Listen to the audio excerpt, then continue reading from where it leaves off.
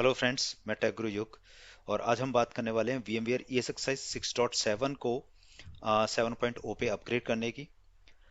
Before this upgrade I just wanted to tell you, जब भी किसी भी ESXi होस्ट को आपको अपग्रेड करना है 6.7 से 7.0 पे, make sure you have upgraded the vCenter first to the 7.0। Else आपकी क्या होगी, जो भी कनेक्टिविटी है दैट कैन बी लूज। तो आपको सबसे पहले इसका, जैसे कि मैंने vCenter पहले मैंने अपग्रेड कर चुका हूँ 7.0.3 पे। तो अगर आपको देखना हो कि किस तरह से vCenter को अपग्रेड करते हैं 6.7 पे, तो उसकी मैं वीडियो पहले बना चुका हूँ और इसका लिंक भी मैं डिस्क्रिप्शन में डाल देता हूँ। तो अगर आपके पास एक ESXi होस्ट है 6.7 का, उसको किस तरह से 7.0 पे हम अपग्रेड कर सकते हैं, that I am just going to tell you. तो उसके लिए वेरी फर्स्ट थिंग, आपको 7.0 का आप ISO डाउनलोड कर सकते हैं या बंडल डाउनलोड कर सकते हैं फ्रॉम द VMware पोर्टल। अब उसके लिए आपके पास देयर आर थ्री वेज कि या तो क्या करें आप 7.0 के अंदर, जैसे पहले अपडेट मैनेजर होता था, अपडेट मैनेजर की जगह आपका लाइफ साइकिल कंट्रोलर, वहां से आप बेसलाइन बना के कर सकते हैं। दूसरा तरीका है कि आपने ISO डाउनलोड किया है, तो ISO को आप क्या करेंगे, अपने जो भी फिजिकल बॉक्स है, फिजिकल सर्वर है, जैसे कि मेरे पास ये UCS सर्वर है, तो इसके अंदर हम क्या करेंगे, उस ISO को मैप करके और उससे बूट करा के हम इसको अपग्रेड कर सकते हैं। यह सबसे बेस्ट वे जो है कि आप ऑफलाइन बंडल डाउनलोड कीजिए और ऑफलाइन बंडल डाउनलोड करके आप उसके कमांड लाइन के थ्रू भी अपग्रेड कर सकते हैं। तो यहाँ पर मैं ग्राफिकली मेथड नहीं शो कर रहा हूँ, I am just going to show you कि मैं कमांड लाइन से एक ऑफलाइन बंडल डाउनलोड करके किस तरह से अपग्रेड कर सकते हैं। तो सबसे पहले आपको अपना ऑफलाइन बंडल डाउनलोड करना है, जैसे कि मैं यहाँ पे अपना ऑफलाइन बंडल डाउनलोड के अंदर जस्ट अभी मैंने डाउनलोड किया जस्ट फ्यू मिनट्स बिफोर। तो ये ESXi का 7.0 अपडेट 3 मैंने ऑफलाइन बंडल डाउनलोड कर लिया। ऑफलाइन बंडल डाउनलोड करने के बाद क्या करना है आपको, इस ESXi के लोकल डेटा स्टोर पे इस ऑफलाइन बंडल को अपलोड करना है। तो मैंने अपने ESXi सर्वर को, जो कि मेरा, अगर आप देखेंगे 6.7 पे रनिंग है, 6.7 अपडेट 3 पे, तो इसके किसी भी डेटा स्टोर, फॉर एग्जांपल इसके अंदर 4 डेटा स्टोर हैं, let me just upload here. ISO folder है, इस ISO फोल्डर के अंदर ही मैं अपना ऑफलाइन बंडल अपलोड कर देता हूँ।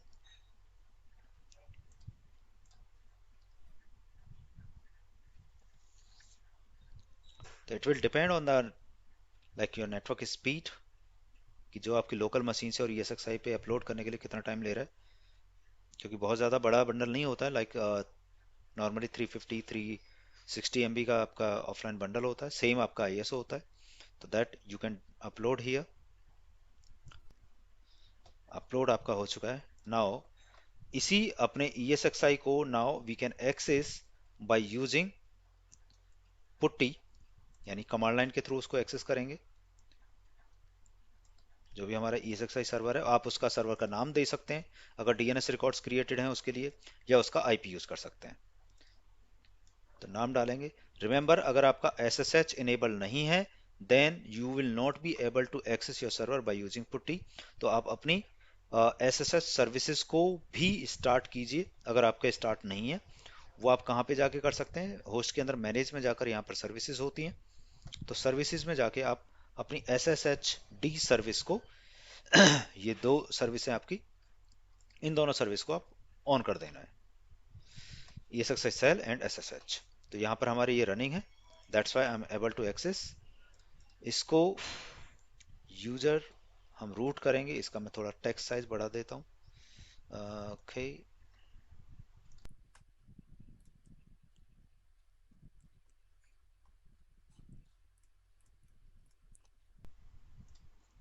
ओके।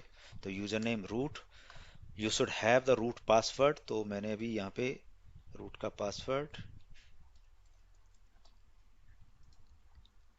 ये यूज किया, एंटर। तो यहाँ पे अब हम क्या है, रूट से लॉगिन कर चुके हैं। नाउ इसके अंदर देखिए, अगर आप सिर्फ और सिर्फ विब्स को अपडेट कर रहे हैं, यानी पैचेस को अपडेट कर रहे हैं, तो दैट इज फाइन। आप सिंपल कमांड हम यूज कर सकते हैं, ESX CLI software VIB update. But यहाँ पर हम विब को अपडेट नहीं कर रहे हैं, हम यहाँ पे क्या कर रहे हैं, कंप्लीट की कंप्लीट प्रोफाइल को अपडेट कर रहे हैं। That is going to update from 6.7 to 7.0। इसका वर्जन अगर आपको वेरीफाई करना है कि कौन सा वर्जन अभी रनिंग है हमारा VMware का, तो then you can verify by using this command. VMware ESXi 6.7 है, बिल्ड वर्जन ये आपका रनिंग है। तो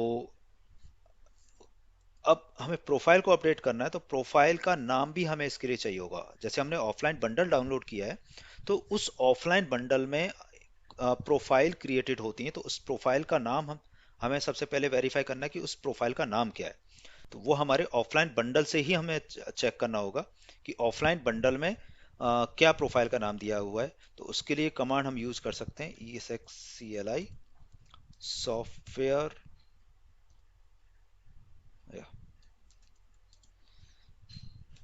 sources profile list space then आपकी डेटा स्टोर का पाथ, यानी डायरेक्टरी पाथ। डायरेक्टरी पाथ हमारा VMFS के अंदर वॉल्यूम्स, उसका जो हमारा लोकल डेटा स्टोर था उसका नाम, उसके अंदर जो फोल्डर था हमारा दैट वाज ISO, और उसके अंदर हमारे ऑफलाइन बंडल का फाइल नेम एंटर करेंगे। It will show you the all profiles. तो यहाँ पर ये आपके प्रोफाइल के नेम है। ठीक है, तो आपको कौन सा प्रोफाइल यूज करना है, it will depend on you. Like update 3 में इसको यूज कर रहा हूँ जो लेटेस्ट वन है, तो इस प्रोफाइल को हम यूज कर लेंगे। तो अब इसको अपडेट करने के लिए जो कमांड यूज करेंगे दैट इज ESXCLI सॉफ्टवेयर। क्या करना है हमें, अपडेट प्रोफाइल को अपडेट करना है। So we are not going to update VIBs here, so profile. Okay, क्या करना है, अपडेट करना है या install. So it we are not going to patch here, we are going to upgrade completely, so we are using install, because हमारा 6.7 version है और 6.7 से हमें क्या करना है, नए पैचेस इंस्टॉल करने हैं जो कि 7.0 के हैं। तो 7 अगर हमारे सेम वर्जन के अंदर बिल्ड वर्जन को अपडेट कर रहे हैं तो वहाँ पे पैचेस यूज होते हैं, तो पैचेस को इंस्टॉल करने के लिए अपडेट यूज कर सकते हैं, बट इंस्टॉल क्योंकि हमारा पूरा का पूरा बंडल यानी 6.7 से 7.0 पे जा रहा है, तो then we can use install. Then -d same, sorry, यहाँ पे हम प्रोफाइल पहले भी दे सकते हैं या डायरेक्टली पाथ के बाद भी प्रोफाइल नेम दे सकते हैं, it's all up to you. तो -p देन प्रोफाइल का नाम, उसके बाद -d and then directory path. Directory path हमारा है VMFS वॉल्यूम्स और हमारे डेटा स्टोर का नाम, देन फोल्डर नेम जिसके अंदर है, और हमारा ऑफलाइन बंडल। ठीक है, अब यहाँ पे देखो इसके अंदर हो सकता है कि आपके होस्ट में पहले से कुछ ऐसी वेब्स इंस्टॉल्ड हों जिनका रिमूवल रिक्वायर्ड हो, तो ये इंस्टॉल कमांड उनका रिमूवल नहीं करेगा। अगर रिमूवल रिक्वायर्ड है तो उसके लिए हम एक अलग से पैरामीटर ऐड करते हैं लास्ट में जाके, -OK टू रिमूव। ओके, तो जैसे कि यहाँ पे दिखा भी दिया है इसने कि you attempt to install and profile image this resulting these few VIBs need to be uninstall. तो उसके लिए हमें ओके गुड, देखो यहाँ पे इसने दिखा भी दिया है कि ओके ओके रिमूव, ये ऑप्शन हमें इसके अंदर लास्ट में यूज करना पड़ेगा। तो सेम कमांड यूज करेंगे, just we will add this per option as well, okay okay to, sorry, okay to remove. So it will remove the required vivs and will install the new patches and new it will get upgrade to 7.0. Good, आपके ये विप्स हमारे install हो चुके हैं। अगर आप यहाँ पे देखेंगे इंस्टॉलेशन रिजल्ट में रिबूट रिक्वायर्ड ट्रू, आपका अपडेट हो चुका है कंप्लीटली सक्सेसफुली। तो हमें रिबूट करना होगा इसको। देन रिबूट करने के लिए just reboot command you can use. Okay, so this host will get reboot once it will come up, so it will take time. I'm just pausing my video until this server will come back online so we can check this. So it's getting reboot. तो यहाँ पर ये host हमारा down show कर रहा है, 6.7 पे था। So let's wait to come up. Okay, great, so it has been connected and now you can see it has been upgraded to 7.0, जिस वर्जन पे हमने इसको अपग्रेड किया था। सेम चीज आप कमांड लाइन से भी वेरीफाई कर सकते हैं। root and password that we had enter. Now we can verify with the same command कि कौन सा वर्जन है. So see 6.7 build version आपका ये. So it just came up in 2 minutes before. It has been updated to this. Yes, one more thing I just wanted to show you, that you need to configure, because whenever you will update the version of any ESXi or vCenter, remember your license will lose. तो आपको जो licence keys हैं वो reassign करनी होंगी.